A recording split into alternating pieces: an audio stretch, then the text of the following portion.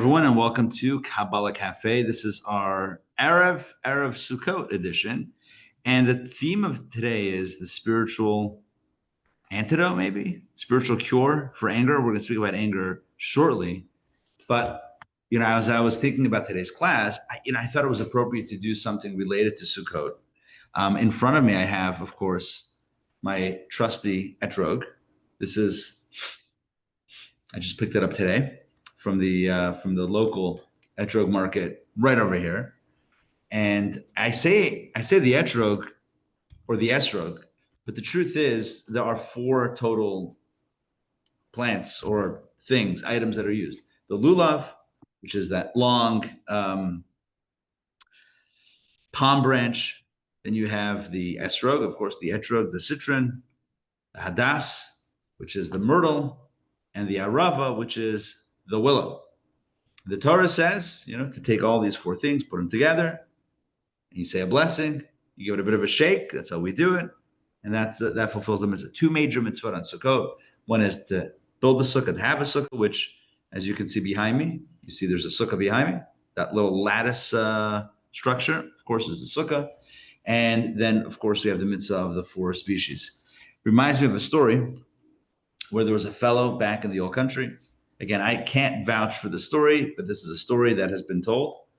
Fellow in the old country who did not have money, but had like one, heirloom possession of something or other. Hey, Mark, welcome. And, he sells this heirloom possession one year in order to afford to be able to buy the etrog. Typically, this is the most expensive piece of it.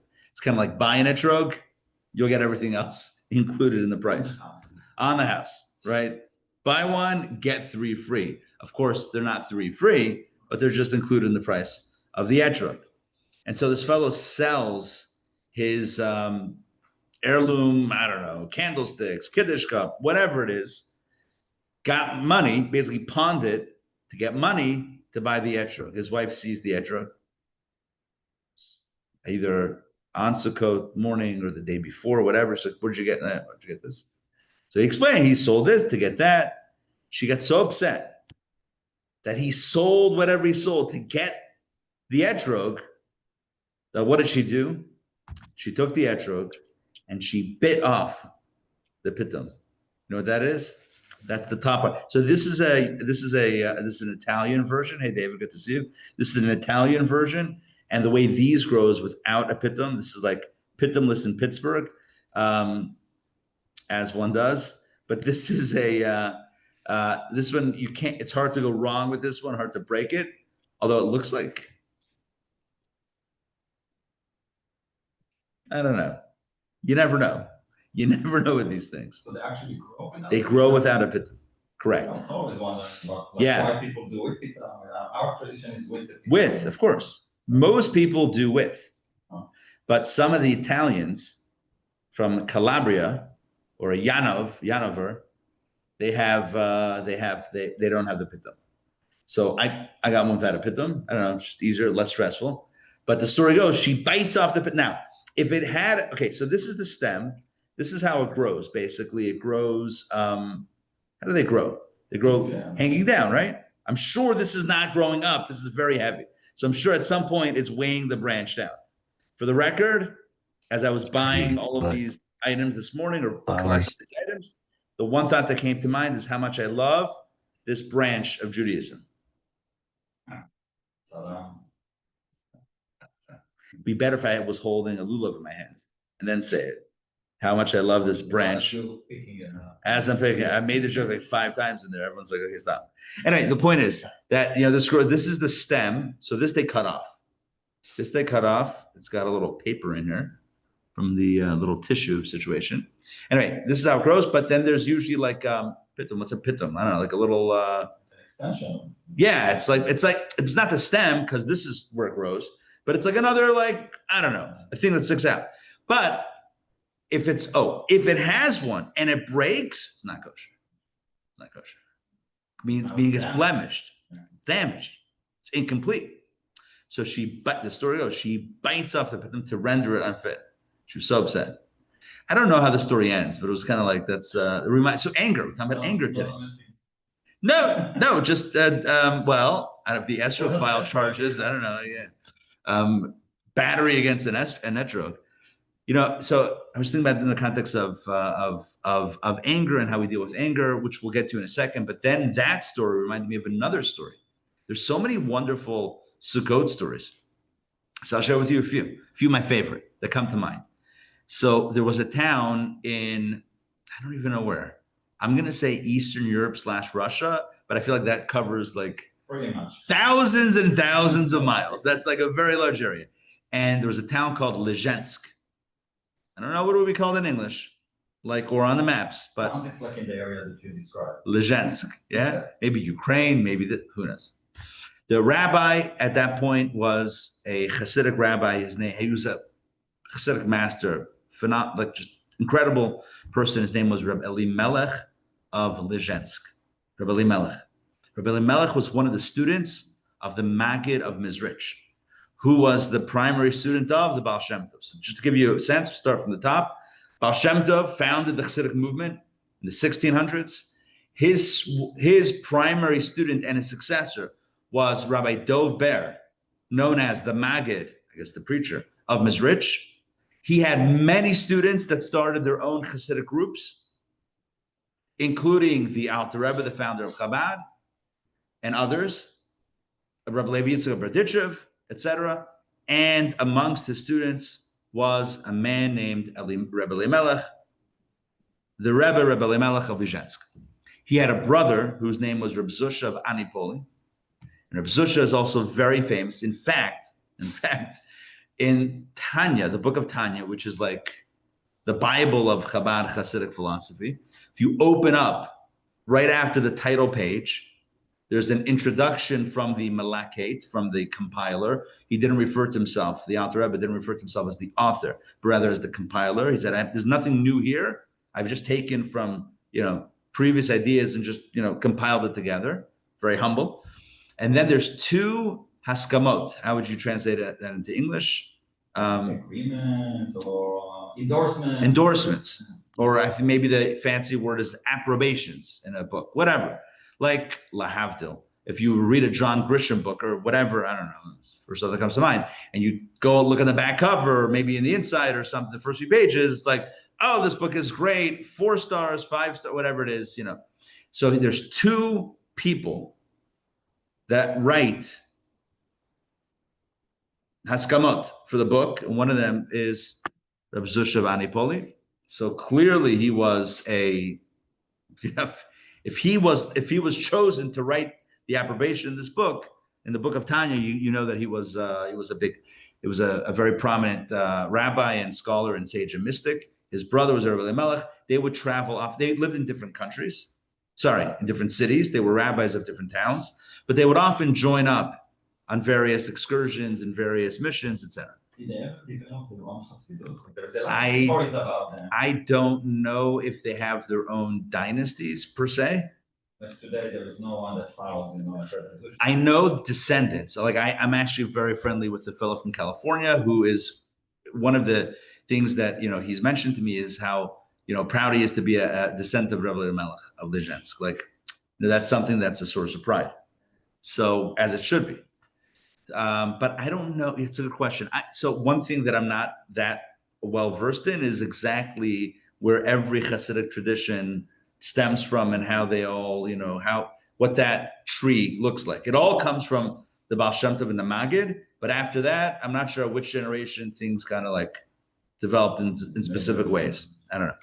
But Rabbi Elimelech was in Lezhensk, in his hometown, for Sukkot, 1 year, for Sukkot. And his brother joined him. Can you imagine? The two great tzaddikim, Rabbi Elimelech and Rabbi Zusha. Can you imagine? I told recently the story of them in prison, right? I feel like I told the story in prison. Yeah, with the bucket. All right, we're not going to say that story. So the story goes that there they were in Lezhensk, first day of Sukkot. So just to explain, let me just explain very quickly. They're the two primary mitzvot. The first time to do the mitzvah of the sukkah is tomorrow night. As soon as night falls, you can eat in the sukkah. So the mitzvah is ideally, you gotta pray the evening service, you gotta daven Myra, but right after that, have your meal, Leishe basukkah, eat something, drink something, and have a meal in there. Ideally host people or whatever it is, but make sure to do that mitzvah. The first time you can do it is the first night of the holiday. However, the mitzvah of the etrog, the lulav, the hardens, the arav, the 4 species, the dalan minim, the arba minim, you can't do that mitzvah until the next morning. We don't do it at night. Certain mitzvah you only do by day and not by night. Like tefillin, for example, only by day, not by night. For whatever reason, there's different scriptural sources for this. In halacha, it's described. So sukkah, you can do day or night. It's a 7-day mitzvah, whatever, 7 days mitzvah. It's all the days and nights. And then you have this mitzvah the next morning. So it's the morning of the first day of Sukkot, which would be this year, Tuesday morning. And it's the town of Lezhensk, which we, again, are not sure exactly where that is, but that's somewhere across the pond. And everyone's gathered, and it's a special occasion. Everyone's excited. Everyone's excited for the first opportunity to do the mitzvah. It was the time to and we use the esrog and the lulav. We use it while saying Hallel, which is the prayer which we sing thanks and gratitude to Hashem on the holidays. So you actually bring it out. You say a bracha beforehand, but then you bring it out in shul and you shake it at various points of the Hallel. It's a whole thing, and you dance around a little bit. Reb Zusha runs over to Rabbi Elimelech and says, there's something incredible happening right now in the synagogue. What's happening? Someone has an esrog that smells, that has the scent of Gan Eden itself, of paradise. It's got the scent of Gan Eden. And Rabbi Elimelech says, you're right. I smell it also. They kind of make their way through the rows, through the tables, whatever they had in the synagogue, chairs, and they're trying to identify by smell, kind of like what's going on.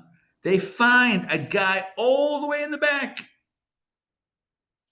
It's coming from his esrog. It's coming from his etrog. That's the one that smells like Gan Eden. Hey, good morning. Good to see you. So, by the way, the drinks are in that room over there. So, do you know how to get through the hallway? Get back over that way? Yeah. I think so. Yeah. So it's in that room. That's where the coffee, tea is, and then there's obviously the food here. Okay, good. So, they identify the guy after Dab. They didn't want to interrupt the prayer service, obviously, but after the prayers, they come to him and say, "Shalom." They did not recognize him. He was clearly, a guest, somebody new to town or whatever it was. So they go over to him and say, Shalom Aleichem, welcome. What's your name? Where are you from? What's with your etrog? What's going on? So he says, my etrog, this thing, definitely nothing special. They're like, tell us the story. We will decide if it's special or not. Here's what happened. Listen to this. So he says the story that take a half a step back. There are a lot of mitzvot, but everyone has the mitzvot that really speak to them, that get them excited. Like some people go all in on mezuzot in their home. Like they'll spend, although you can get like a basic kosher one for, I don't know, it used to be 40, now it's like 65, 70, but they'll spend like 200 on each mezuzah or 300, go all out. Some people will go all out on tefillin. Some people will go all out on, I don't know, matzah, whatever. Different people have different mitzvot that they go all out. Some people go all out on this, on the etrog. Some people say, okay, you can get one for, I don't know, $75, $100. You can get one for $150. I want a $300 one, or I want a $500 one. It's called Hidur Mitzvah, beautifying the mitzvah. So this guy says, this year, I decided I'm really into this mitzvah. He said, I decided I'm going to save a lot of money.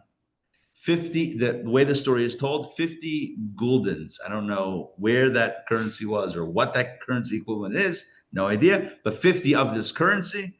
And I saved the money and I was going to go to the big city of Lemberg.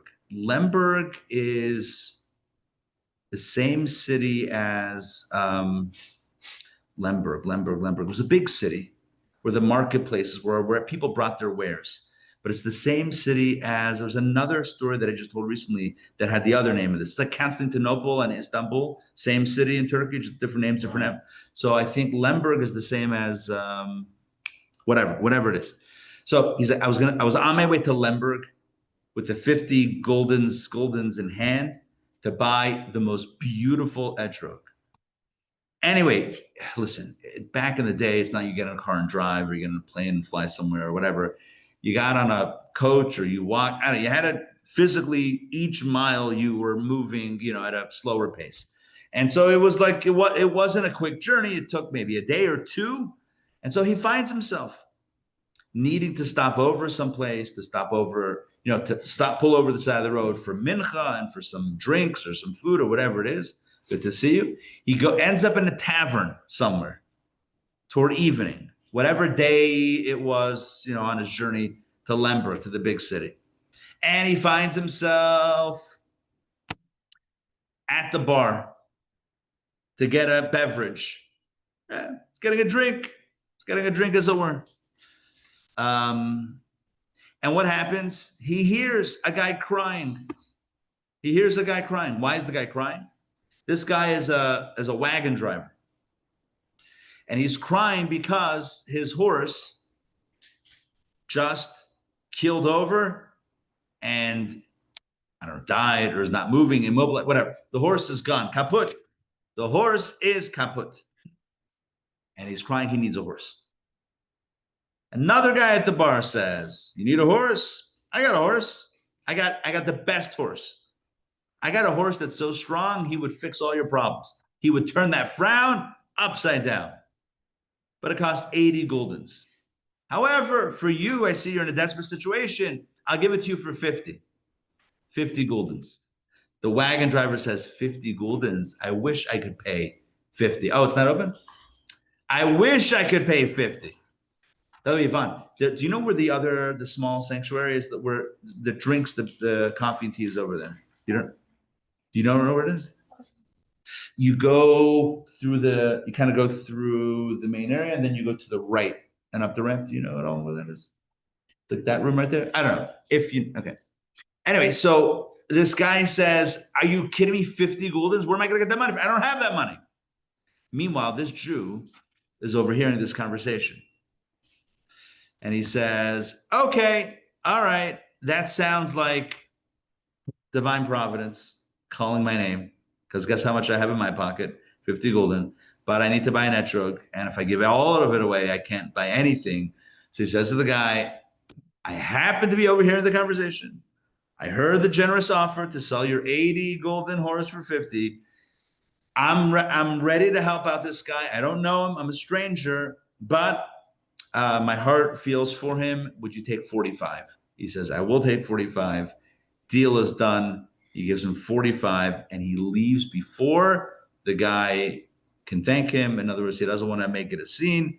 He just gives the money, give him the horse. He bounces from the tavern, and he goes on his way. And he arrives the next day in Lemberg with 5 gulden in hand. And he goes over to the place where they were selling. You got it. Good to see you. Where they were selling the etrogim and lulavim and all that stuff. And he says, what can I get for 5?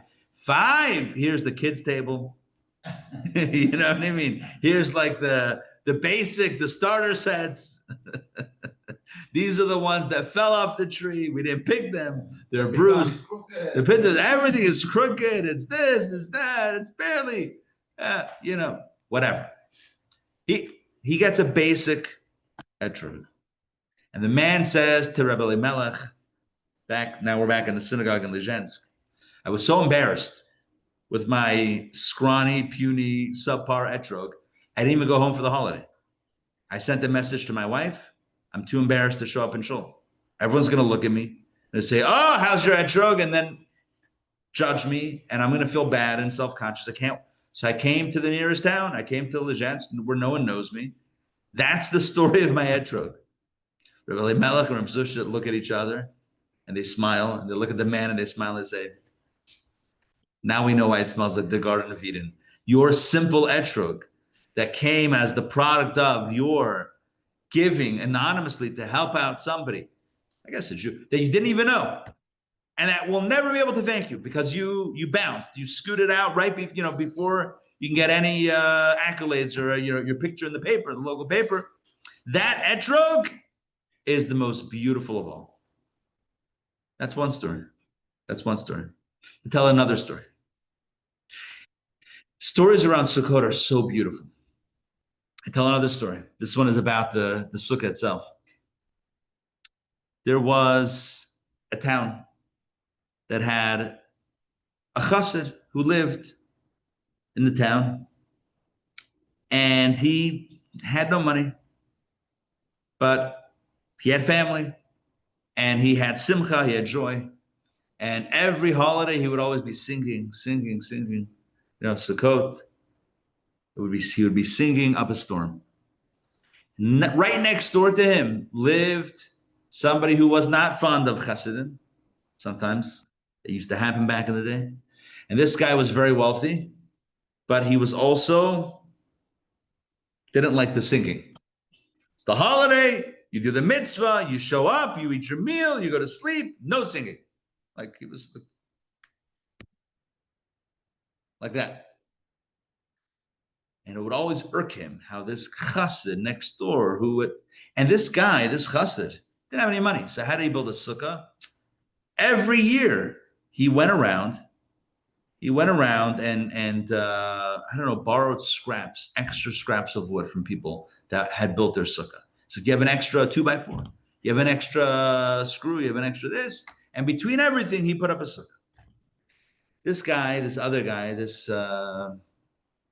not friend of the chassid, one year decides he's going to end this whole situation. Tells him, no, not him. He goes around to all the people in the town. He says to them, do not give this guy, I'm warning you all. And he had power, he had money. He said, I'm warning you, do not give this chassid any scraps of wood.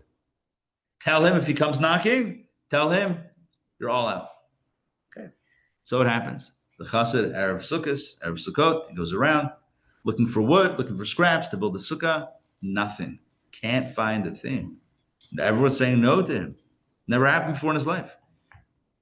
So what does he do? He goes over to the Chevra Kadisha, to the place where the Jewish Burial Society. It's closed for the holiday, closed for the Erev Sukkot, it's a few hours before the holiday. And he sees a bunch of wood for the coffins. He's wood for the coffins. So he figures he'll borrow some wood. How many people are going to die over the holiday anyway? He'll borrow the wood for a week, right? Make himself, put up some boards, make up a sukkah. And afterwards, he'll disassemble it and put it back. No one's going to notice. And so that's what he does. And that year, he had most beautiful sukkah. Usually he's borrowing like mismatched pieces or whatever. Now he's got nice pine or whatever they use on the aron, on the boxes, on the coffins. He's got good wood, right? He's got really good wood. And lo and behold, first night of Sukkot, the chassid's in a sukkah singing with his family, and the guy next door says, "How is this possible? How is it possible? I forbade everyone." So he storms out of his sukkah, goes next door, and says, "I don't understand. How did you get this sukkah?" Obviously, he's revealing himself to be the guy. So the guy says, "Look at the boards. Look at the boards. These are they were marked like with the coffins have like I think certain like Hebrew letters on it that mark it as for the coffins or whatever it was." He says, "Look, this is for the cemetery. Here's what happened. It was earlier today. The Malach HaMavet, the angel of death, came around and knocked on my house and said, 'I'm looking for this guy, for you.' I said, 'What do you need him for?' He says, I'm collecting him, I'm taking him. It's his time." So I said to him, "Don't waste your time. Don't waste your time. He's already dead. You're going to take him. He's already dead. This guy, he's already like, you ever hear him singing? He's already dead. No life, no livelihood. Not livelihood. No energy. Don't waste your time. So he said, thank you. Saves me a job. And so he said, as a reward of saving him a job, he says, you can take all the wood. The neighbor got the message. It's a bit of a wake-up call. And he realized that life is too short and the holidays are too precious to be grumpy and to be serious and to like, oh, so everything about like the technical part, but without the soul. Judaism is not just a body, and there is the body to Judaism, which are the halachic parameters and structure, but never at the expense of the soul. You got to have the soul, got to have the energy. Those are two of my favorite Sukkot stories. And now I've shared them with you. All right, so now we talk about anger. We had a story about the wife biting off the pitom in anger when her husband pawned off whatever it was. Then we had, that was the first story, told 3 stories. Then we had this story about the neighbor who's upset at the guy who's having too much fun, enjoying the holiday a little too much. And so I think it's apropos to talk about anger. And I'm going to share the handout. And let's look through this text. I'll read a few lines or maybe a paragraph or two, and then you'll see why we're going to talk about anger today. Please take and pass. I know I gave you a few extras, but always better to have more than less. Here's what we're going to do. We're going to start on page 44, okay? On the bottom, where it says ox power. Not to be confused. Oh, perfect. Not to be confused with oxy power, which I'm pretty sure is sometimes on my laundry detergent. Powered by, I don't know what oxy is, but I always look for it because it sounds like it would do a better job than the one that doesn't have the oxy on it. All right, so here we go. Let me pull this up online, and ox power.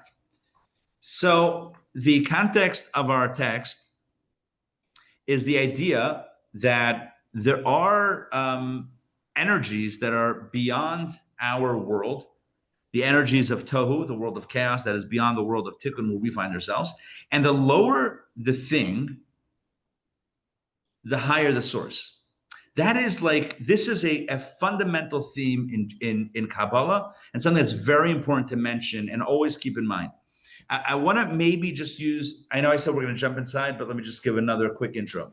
Hey, good to see you. You know, like if you're looking at a painting of maybe trees and then there's a lake, right? And you see the reflection in the lake.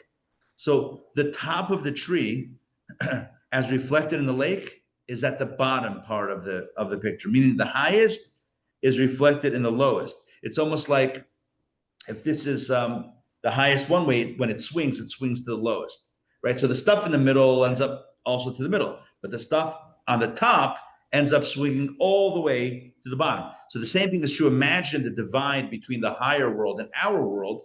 So the things on top, as they swing down to the lowest of strata, the lowest spaces.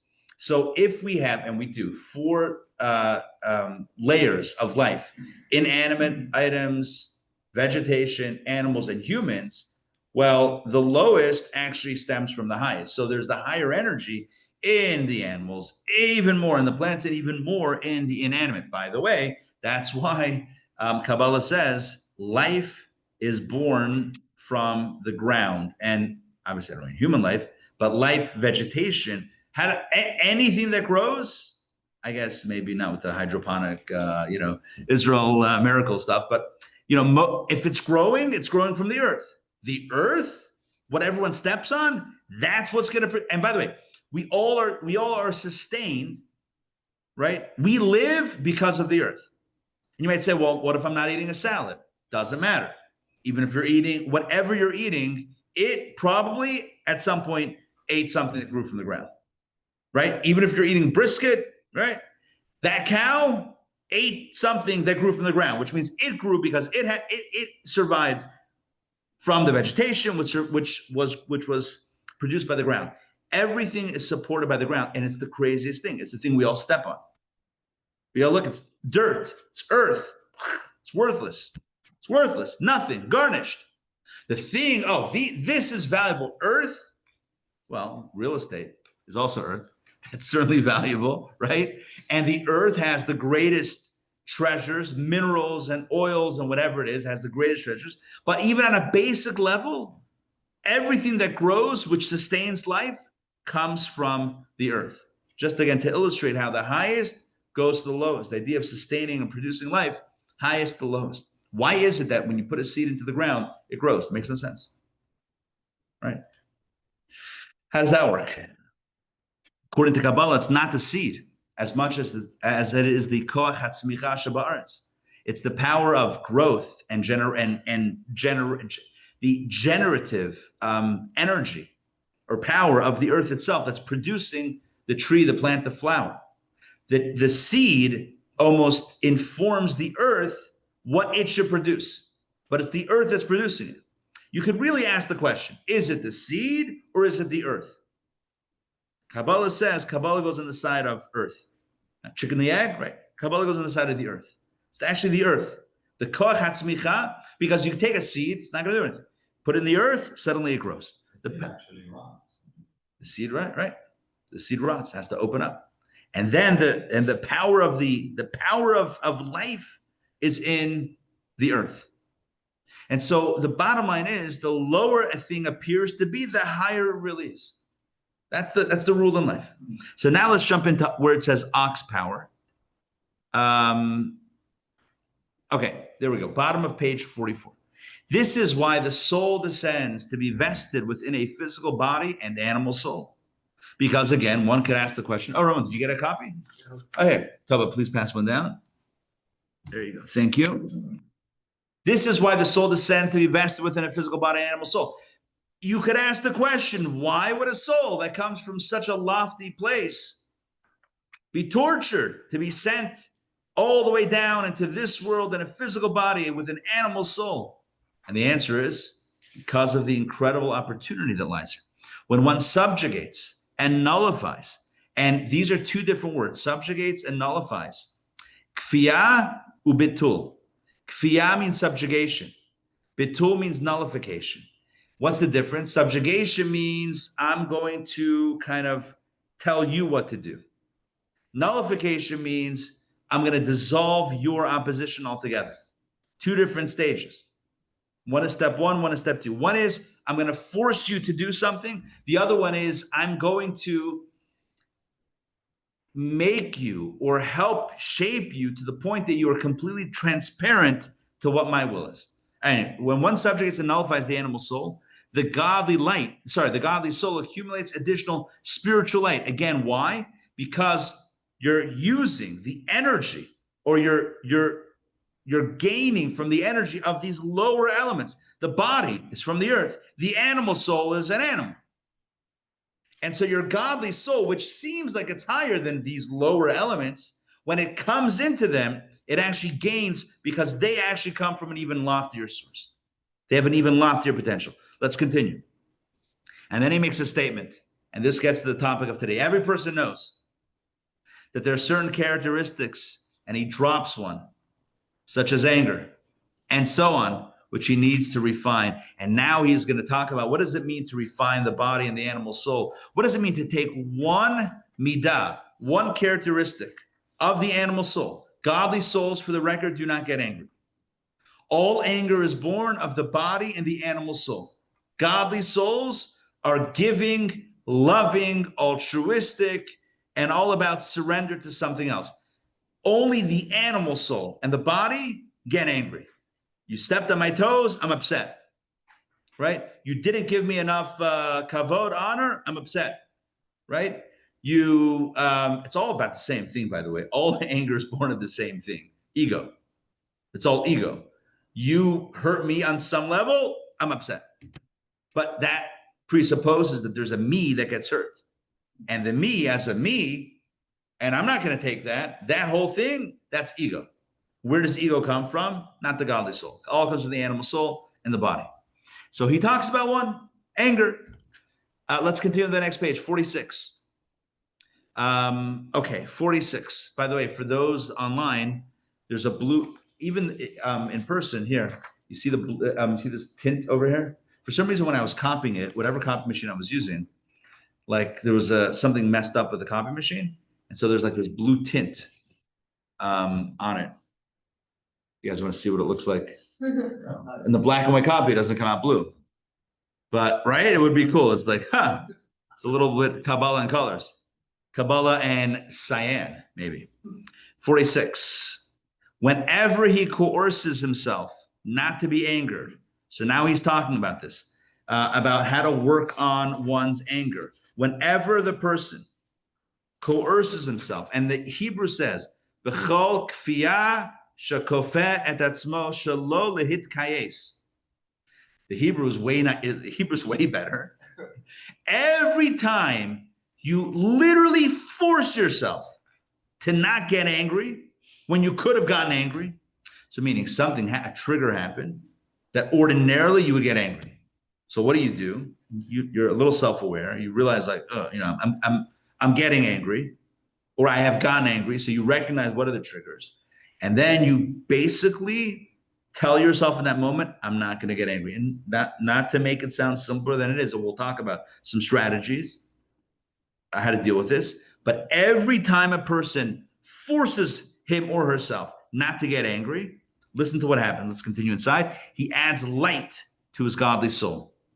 It's not just you're doing a favor to your animal soul, or you're training your inner animal. It's not just you're training the animal. It adds light to your godly soul, enhancing both his intellectual grasp and his service of the heart. That means prayer. You see what's going on here? If you can control every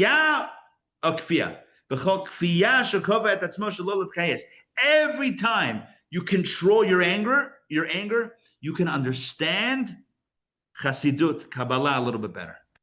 You can daven, you can pray with a little bit more intensity. What? Because I didn't shout at that person? Yes, that's exactly what he's saying. What's Makesha? What's the connection? I didn't lose it on that guy that dropped the ball. And you're telling me now when I go to synagogue a few days later, I'm going to pray with more intensity? Yes. Why? Because every time we get a little bit more in control and tame the body and animal soul, there's additional energy and light that is transferred over to the godly soul, which boosts it in its own areas. And what are its areas? Torah study and prayer. And now it has supercharged, extra oomph in the prayer and Torah study.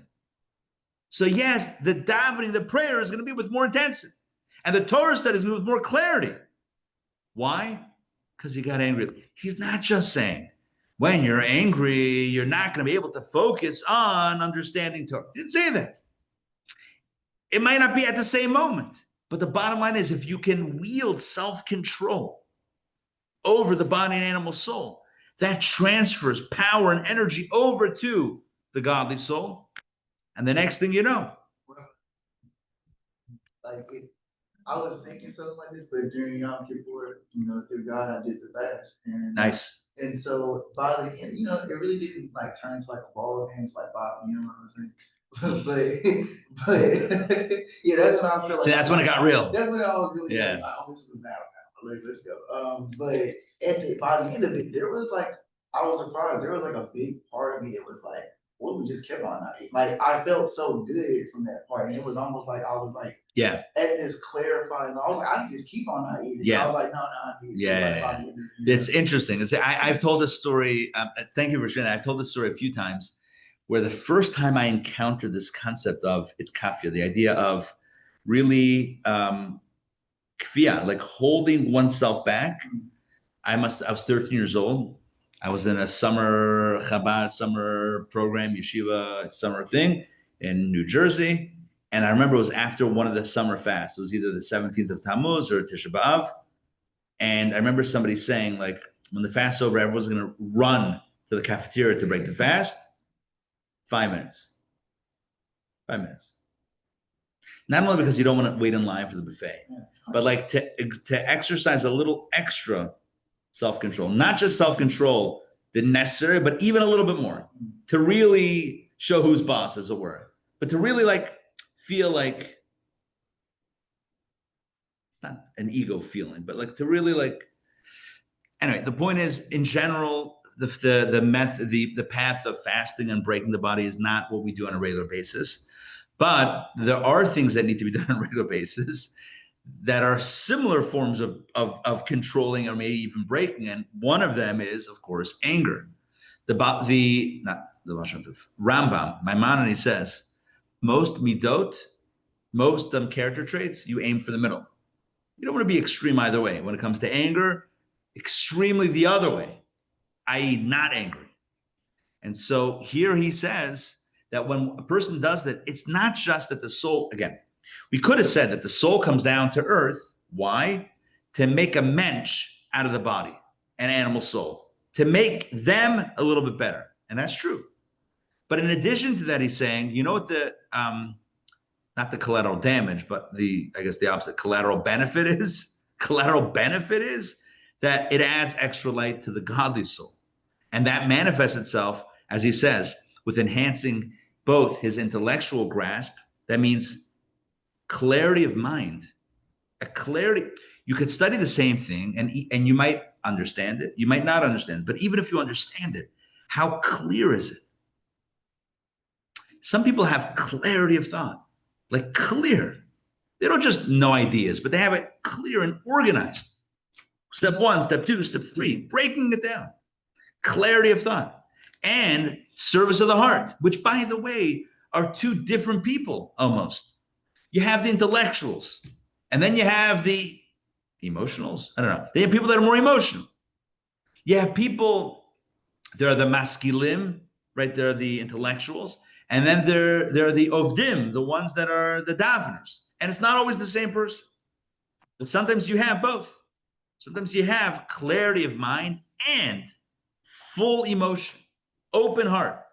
It's an amazing thing. Let's continue. This is true back inside 46, third line. This is true all the more when he can subjugate this bad trait, meaning anger, to the extent that it no longer excites him into opposing the godly will at all. By so doing, the godly soul accumulates. In other words, one second. It's not just when the trigger arises, can you hold it down? But it's, can you subjugate it so much that it no longer even pops up? Okay, I use the word pop-up. Let's use pop-ups. I mean, I like at this point, hopefully everyone has browsers and whatnot that block pop-ups, right? I have a browser that not only does it block pop-ups, even if I click on a pop-up, it won't open. Like, even if I click on it, I mean, like on any web page forum, you click on it to open something else up, does not open. It says, do you want to open it? In other words, it checks in. It's like a secondary step. So what's the point? He's saying one level is when let's just use anger as the example. When anger pops up, can you quickly close it? That's kfiyah, right? So it was bubbling and then you were able to hold it down. It was popping up, you closed it. Okay, that's one level. The second level is subjugating the bad trait to the extent that it no longer excites him into opposing the godly will at all. Where you've done that so many times, where it no longer pops up. That would be nice, right? Where it's no longer a trigger. You've exercised the control so much and so often that you've almost retrained the inner animal. You've almost retrained it to the point that it's not like it starts growling and you have to, no, it stops growling. It's probably, I don't have a pet. Just with all the kids, we have plenty going on. I'm kidding. But like, we don't have a pet, but I imagine when you're training an animal, like literally training an animal, there's a lot of stuff that's, that can be happening with behavior. And so, there's like, maybe you have a dog or something that gets very excited and you have to be like, no, sit.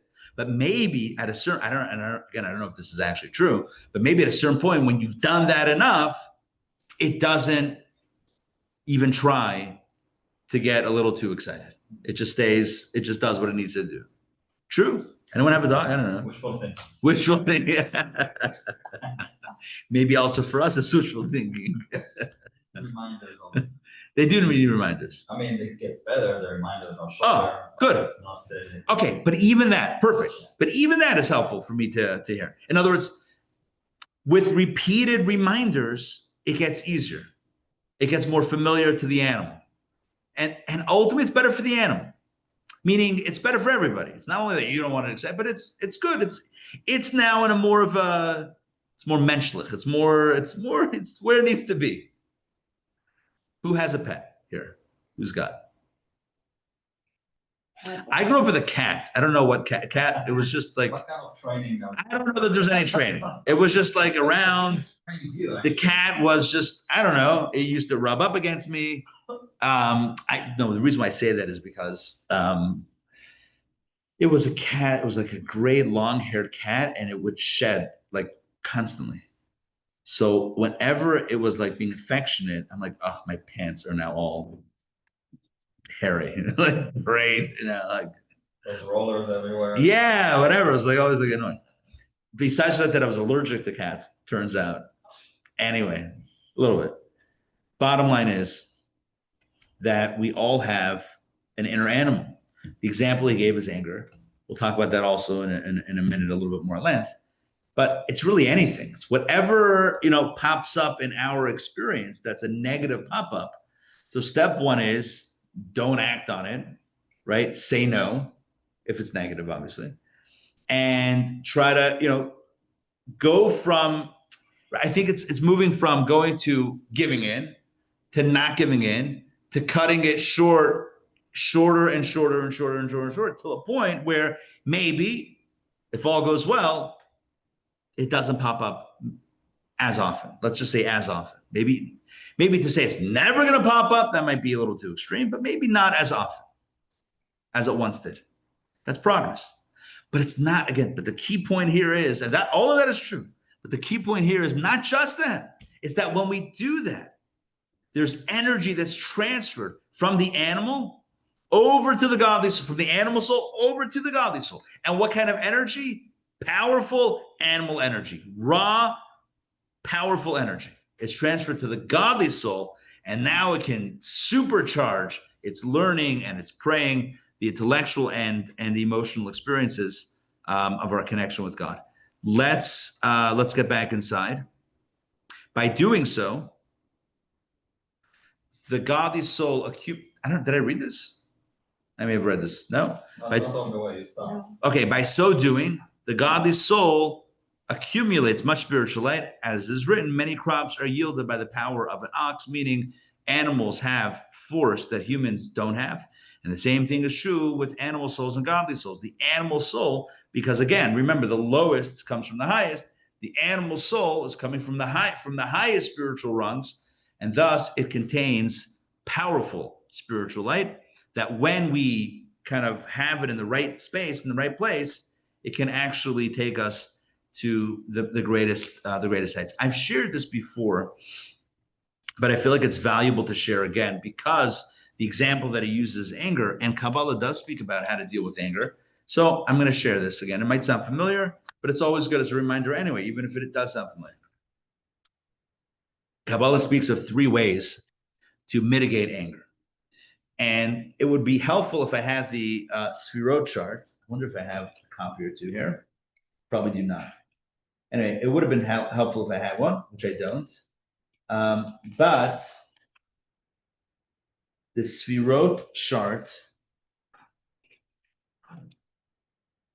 I used to have, hold on. All right, anyway. The Sfirot chart. Gevura, which means strength or might, is really the source of where anger comes from. Like this stern judgment, this idea of chesed is like loving and kind and open, and gevura is like tight and restricted and constrained.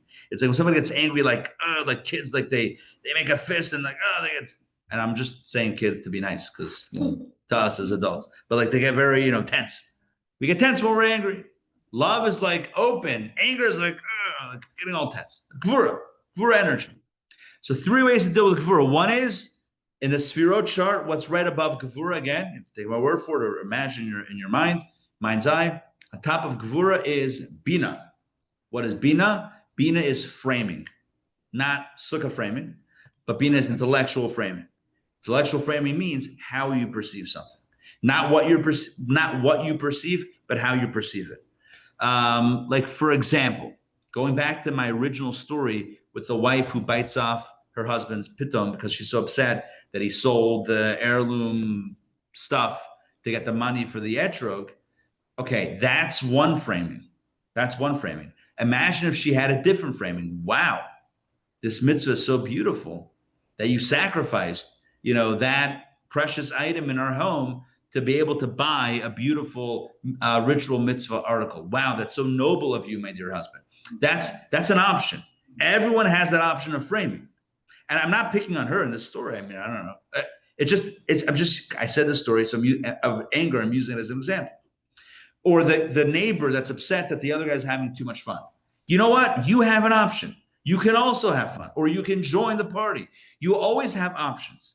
There is a choice. Anger is a choice. Even if we don't think it's a choice, we think like, no, if this happens, I get angry. Anger is always a choice, and it's always born of choosing how to see something, how to perceive something.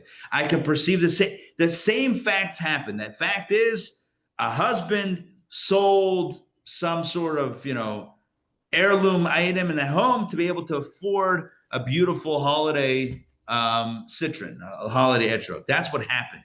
But how do you perceive that? How do you perceive that? Is that upsetting, or is that a beautiful thing? That's your choice. That's your choice. You get to choose that. You and I get to choose how we perceive what we perceive. Chachma, as we've explained many times, Chachma is the objective concept. It's what happened, it's what is, it's what you're seeing. Bina is how you interpret that information. And as we know, in life, different people interpret the same thing different ways. I mean, just look at world events. Something happens, and you have this one says, oh, here's what it means. No, here's what it means. No, here's what it means. No, here's what it means. Everyone's got a different spin on what it means. Meanwhile, one thing happened, but everyone has a different angle. Where does that come from? Bina. Bina is where you frame things. And so it's a simple concept, not easy. It's a simple concept. You want to get rid of anger? Start framing things in your mind differently. Stop framing everything as a threat. Stop framing everything as an attack. Stop framing everything as an insult. Stop framing it like that, and guess what? You'll stop feeling angry. I'm not suggesting it's easy, but it's simple. Simple is not the same as easy. It's straightforward. Change your bina, change your feelings. If I were counseling, if I were speaking to this wife, I would say, look, your husband should have asked you, sure, before he sold the thing and spent the money. But at the end of the day, it's a beautiful mitzvah. Isn't that precious? Isn't it nice to be married to someone who values Judaism to this extent? Isn't that a beautiful sacrifice to be made?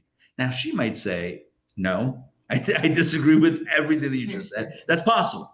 But there is a perspective on that. In fact, you know who had that perspective? The husband had that perspective. His Bina told him, this is a great thing to do. This is the best thing to do. What else are we going to, something sitting in the home. We're going to sell it to have a mitzvah. Look, can't get any better than that. That was his framing. She sees it differently. My point is like this. My point is, it's not for any of us to tell anyone else what to get upset about or not to get upset. This is about telling ourselves this. Reminding ourselves that if we ourselves feel angry about something, that is a choice of how we frame it. I've used the example so many times. I think a kid, a little kid for the first time figures out how to climb out of their crib. And now is at the parents' room or bed, waking them up at 2:00 in the morning. And now you're like, great. Now we got to put a thing on top. No, I'm kidding. Like now, great. Now the kid can climb out of the crib. Now our nights are not safe. We thought we could sleep through the night or whatever, had extra sleep. Now, that's one framing. You could be upset. That's one framing. Another framing is, wow, my kid's a great climber. Or wow, my kid is progressing. Wow, my kid is getting older. Wow, this is amazing. Next milestone. This is awesome. Let's take a picture. Let's commemorate it. It's all framing. You can be annoyed at things that are actually amazing. It's framing. It's all bina. Yeah. Remind me of the story that Rabbi Sachs was saying about Eddie Wiesenthal, that one time, I don't remember who, Rabbi was asking him to join a minyan, and he said, I will not join a minyan. And he said, why won't you join? And he said, when I was in Auschwitz, there was one Jew that got a hold of the Siddur, and all the other Jews wanted to have the Siddur, so he basically sold the Siddur for an hour for their piece of bread. I said, realize that piece of bread should have lasted them a week of food. Wow. And the Jews literally sold like their last piece of bread to have an hour with the Siddur. And he felt that was horrible. I don't want to have any part of this religion promoted. So the rabbi told him, look at that. Those Jews saw that such an important mitzvah for them to strengthen their Judaism to connection to God. They were willing to give their last piece of bread for an hour with a Siddur. Right. So what that guy did was not right. But look at what those guys did to get an hour with the Siddur. Right. Look how beautiful this is. And he joined the minyan. It's a powerful story. All about framing. Do you look at it and you become like cynical and upset and whatever? And justifiably so. By the way, there's justification in the wife getting upset that the husband sold them without her knowledge and whatever. Justification for that. But it's still a choice because you could look at it another way. Like in this story. I love that story. I love that story. Do you look at the guy who was, I don't know, greedy, whatever, that sold, or do you look at the people? Look how precious it was for them. Willing to give up a week of bread for an hour with a Siddur. Beautiful. What do we look at? Bina, framing. So step number one, or antidote number one to anger is change your framing. No, I think there's a step before that. Know and believe really, truly, deeply that anger is not an inevitability. Anger doesn't have to be. There's another way to look at things, another world, another perspective in which you don't have to get angry. So, no, what do you mean? You know what they did? Take it easy. Take it easy. Take some deep breaths and recognize that anger, and even in this case, is still going to be a choice. That's one. Because all about being a framing. Number two is by using gevura against itself. Instead of me getting angry at someone else for them falling short, I need to look at myself and say, what have I done? What could I have done better to avoid this problem?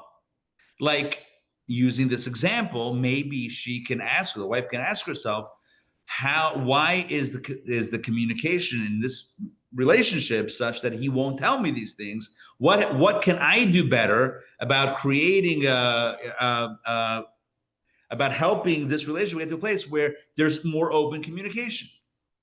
And like, that's what she should be thinking? Why not? You know who I hear this all the time from? My wife. No, 1 second. Let me clarify. No, the idea that it's never the other person's fault. I hear this in the context, she's the principal of the school. And anytime something goes wrong, and stuff happens all the time in a school, she always says, and it's incredible. I mean, I'm in awe of her.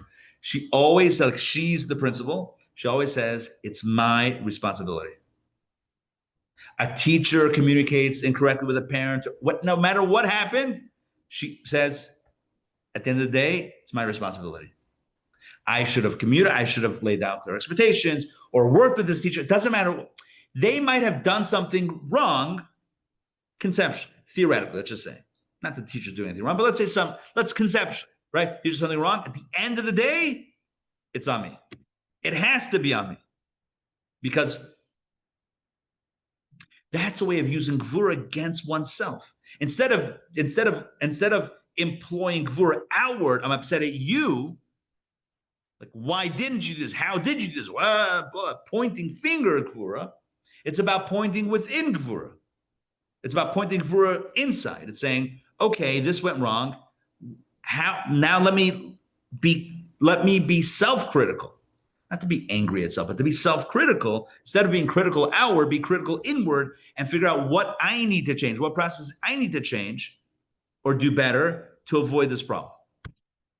That's a powerful idea. That's a powerful step.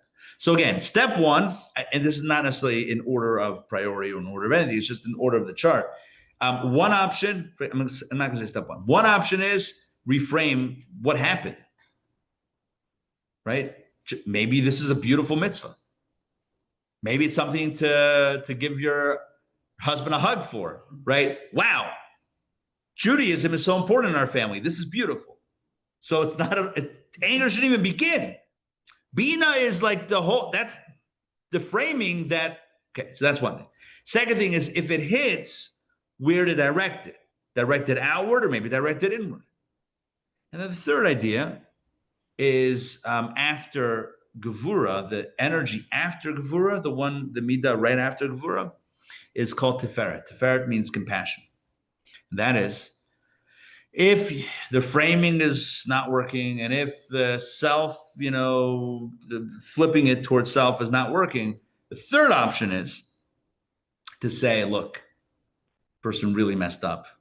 I feel bad. I feel bad for them that they messed up, right? Instead of coming down on them hard, having a little rachmanas, having a little compassion on the person who messed up, who goofed.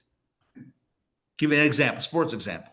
I mean, in an hour and a half, there's gonna be a lot of kickoffs in football today, right? It's right, 1:00. Not all the games, some earlier, later. At this point, the NFL has taken over the whole week. Thursday night, Sunday morning, Sunday afternoon, Sunday night, Monday night. When is there not football? Imagine your favorite kicker. It's not your favorite kicker. The kicker, the field goal kicker in your team has a chance to win the game, whatever, misses the kick. You bum, get at it. And then you realize, shame, I feel bad for this guy. He's probably like devastated. Like, does it really, for me, like, does it really matter that much? I feel bad for this guy. Compassion. You want to give him a hug. You know, the guy, this is going back a few years, but I remember as a kid growing up, Buffalo Bills went to the Super Bowl, like, I don't know, I want to say 4 times, 80s and 90s, late 80s, early 90s. They lost all 4. But there's a few in a row where the kicker, Chris Norwood, I think was his name, and he missed wide right, one left, wide left the other year, right? One year this, one year that. And like, not that I'm a Bills fan, maybe I would still be angry to this day, but like at some point, you just got to feel a little Rahmanis, a little compassion. I feel bad for the guy. And so it says, Yaakov asher pada et Avraham. Jacob redeems Abraham. What does that mean in Kabbalah? The 3 patriarchs, Avraham, Yitzhak, Yaakov, Abraham, Isaac, Jacob, correspond to Chesed, Gevurah, and Tiferet. And the meaning of the pasuk, the meaning of the phrase, I don't know where it's from. Avraham, Yaakov, asher pada et Avraham, that Jacob redeems Abraham, means that through Tiferet, through compassion, you can actually come to love the person that you would have otherwise been hating on, right? You start out with Gevurah, but if you can get past that and move to compassion, you can actually go and give them a hug. Even though they messed up, even though they may have triggered you. But shame, I feel bad. I feel bad that you messed up. And so I'm going to give you a hug. 3 ways to deal with anger. Number 1, cut it off even before it starts. Just have a different framing. Instead of looking at everything as a trigger, everything as an attack, look at it differently, right? My husband's not a bad guy. He just loves the esrog, right? What was the other example I was thinking I gave before about anger? Whatever. Preempt anger before it starts. Different bina. That it's very difficult. I don't mean to downplay how difficult it is because everyone's wired to think a certain way, but it's possible. It's possible to retrain the mind. It's possible. And if you do that, then you preempt the anger. It's not, the kid climbing out of the crib. Oh, the story that you gave, the story of the siddur and the bread. Just change the way. Why look at the guy? Look at the people. Why look at the guy that was charging for the use? Look at the people who were willing to pay, to give up for the siddur. You can look at this is the story. This is what happened. But you get to choose where you look and what your conclusion is. That's a choice. So that's number 1. Number 2, if something does go wrong and you're upset, look within. What could you have done better? What do you need to do better? Right? Take the responsibility for yourself. Like, what do I need to do better? And the third point is, I get maybe it is 1, 2, 3. If all else fails, have some compassion. Shame. They messed up. Feel bad. I could be upset, oh, you messed up, or feel bad that you messed up. I know how bad you feel about messing up. I feel empathy for your feeling bad. And that brings out the love. So there are different ways to do it. And if you have another method, also could work. Some people just like walk out of the room and like take a time out. Many different methods. I don't know that solves it, but at least that gives some time. That gives some space to maybe think about these other options. These are 3 tools brought in Kabbalah. The point of this discussion is to get back to the text that we were reading. The idea is that every time we feel anger bubbling up, it's coming from the animal soul, coming from the Gevurah, and we're able to somehow put it down, ease it a little bit. Energy and light is transferred from the animal soul to the godly soul, and we can pray better, we can learn better, we can study better, and it just enhances our lives. May we have a transformative holiday. May Sukkot really be Zman Simchatenu, a festival of our joy. No anger. If your neighbor sounds like they're having a better party than you, don't get upset. Don't wish them ill. Join the party or wish them well, from your bed if you want to sleep and they want to party, at the very least, don't wish that it rain on their parade. Don't wish ill, God forbid, on someone else. Wish them well. When you have an opportunity to help someone, help them out. Like the story of the horse, help them out. And you know what? If it means that now you have a $5 etrog instead of a 50, whatever, golden etrog, all right, that'll be it. But you know what? Your etrog will smell like Gan Eden itself, like paradise itself. May our holiday be like paradise, together with love and family and friends and with God. At the end of the day, the Sukkah is God's embrace. And indeed, it should be a Sukkah of rejoicing for all of us. And let us say Amen. Quick scheduling announcement, a few very important things. Number 1, tonight, for all those that wish, we have our Sukkot boot camp at 7:30, right there in the daily sanctuary. It's also live on Zoom. I will send out an email to all those that have, a lot of people are signed up for that. So I will send out an email with all the information about that. Next announcement, the holiday begins tomorrow night. And then next Sunday is still the holiday. And so I'm considering maybe doing a shorter class in the Sukkah. The reason why I say shorter is, what time do you think Shachrit would be next week? Probably 9:30 still? They have already They do have the schedule? Do you have it handy? Tell me, if you don't mind to pull that up, tell me what time they're starting services next Sunday. I think they have 2, so obviously. Yeah, the second one. Or both. Let me see what both are. Because services will be longer next week, but maybe we could start right after. Maybe we do like, You're looking at Sunday, Shachrit at, the first one is at 8, the second is at 9:30. 9:30 is going to go till sometimes till 11. All right, it's going to be hard to get it in next week. I think it's going to be hard to get it in. Do a short class of We could do a short class, a 30-minute power class. We could maybe come do the mitzvah, do a little shake, have some food in the sukkah, say a blessing, and maybe a 30-minute class, maybe 11 to 11:30. Stay tuned. I'll send out a notification. It's really beautiful. Yeah. Assuming the weather's good, we can have the Zoom. If it's raining, it's going to be complicated. Okay, stay tuned. Otherwise, Chag Sameach. Sure. One second, let me just close out. Ellen, good to see you. Dr. Maxi, good to see you. Natan, good to see you. Mark, good to see you. Chag Sameach. Jackie, good to see you as well. All right, we'll see you all. Take care.